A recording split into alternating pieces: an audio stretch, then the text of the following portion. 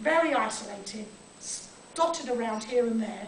So I started an online community, put us all in touch with each other. I created a newsletter which I sent out, just because the hell of it, sent out to, and to get the name of Stopcock's Women Plumbers out. In 2009, I wrote a book called The Joy of Plumbing. The Joy of Plumbing is not about plumbing, it's about living the life you really, really want, which for me was by becoming a plumber. It meant that I could live the life I wanted. And about how self-employment is suited to women, and I would recommend, obviously, that you get it if you are wanting to become self-employed and be a plumber. But by 2010, I knew everything there was to know about the industry, and I discovered something that is unfortunately still happening today. It happened to me, and it's still happening, and that is that colleges are fantastic. They're inviting people in. Everybody's inviting people in. Let's try and get as many women in as we can. Those women come in. They're always, as myself, top of the class, finish first, pass with distinctions, and then they go out into the world and nobody will employ them. Equal opportunities law has helped slightly, but you know, the gas board can't take on every single female student. But it's helped a bit. So I started thinking, now what can I do? I'm now in this position where I can do something about it. What can that be? So I started looking around and I thought, well, what we need to do is we need to let the world know that women plumbers exist. We need women to know that they can do it and they can be bloody good at it. And we need there to be a place where they can all hang out. So I created Stopcock's Women Plumbers as a licence, and we ran picnics in the park in Hyde Park every month, where we'd invite women who were trainees or plumbers, and they'd come. We talked to them. It was fantastic. Very boring for my assistant Micah, because she's not a plumber. Very boring for her, because we'd all sit there and go, oh yeah, and I've had this and I've done this, and it's all been about plumbing, and you know, this toilet was broke and this customer said this, and very boring for her, but very exciting for us and the women, because it got them energised about the fact that they could do this stuff. And so we started our community. And last year we had plumbers from Darlington all the way down to Cornwall, across Cambridge, and we're courting plumbers from Bristol. And we actually really, really, really, really want to start a Stopcock's career. That's what we want to do. Now, what is Stopcock's? Well, it's a licence. You wear a Stopcock's uniform and you work for yourself, but you're not alone. So that is really what I did. Now, the next stage for me is, and Stopcock's, is for us to do our overseas projects, because for me the goal is making a difference in the world, and this is how we're going to do it. So I never stand still. I'm up and down the country. I'm talking to people all the time. I work with our plumbers. We do training once a month with them. We mentor them in plumbing and in running a business, a plumbing business. We do community calls. We have done for the last year. Last year we did a boot camp where a load of people would just get together, and we helped a women's holiday home up in North Yorkshire to refurbish all their bathrooms, where the plumbers gave their time for free. And basically we created a bit of a community for ourselves. After here, we're on our way down to London, because we'll be delivering our training to the plumbers. Now, really, I guess the moral of the story is that I should never be doing what I'm doing. In any other alternative universe, I would be, you know, married with children, and that would be the end of that, and, you know, nothing in the world would change. Well, I'm hoping that by the time I've gone, something in the world will have changed. And I invite anybody who wants to help in any way, shape or form, or be part of it, to please contact me and ask me questions now. I'm done. Did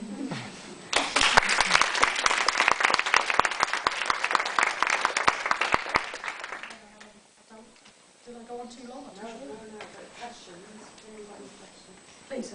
I'd like to ask, is your family, you're back in the fold with the family and do they Yes, say well yes, done? yes. Well, my parents is actually split because actually my mum was crushed in that marriage, and as soon as I've got a younger sister.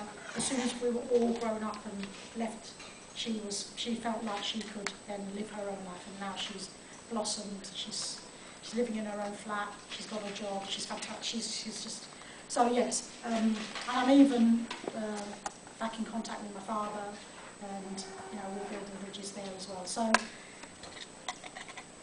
just when they started to become like a bit proud of me. For being a teacher, I told them I was going to stop doing that and be a plumber. They had to get over all of that. But for me, when I decided to get a degree, in my family that wasn't something to be proud of. In my family that was something to be ashamed of, because I wasn't towing the family line. So instead of talking about it and saying, oh, my daughter's gone to university, she's got a degree, it was like, don't talk about her because she's shamed the family. In fact, that kind of got to me so much that I didn't even go to my own graduation. But so I don't have the photo to show anybody now, because my mum now knows that it was something to be proud of. But, so yes, it's a short answer.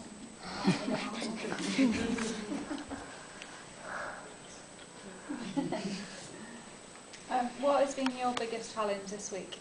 This week,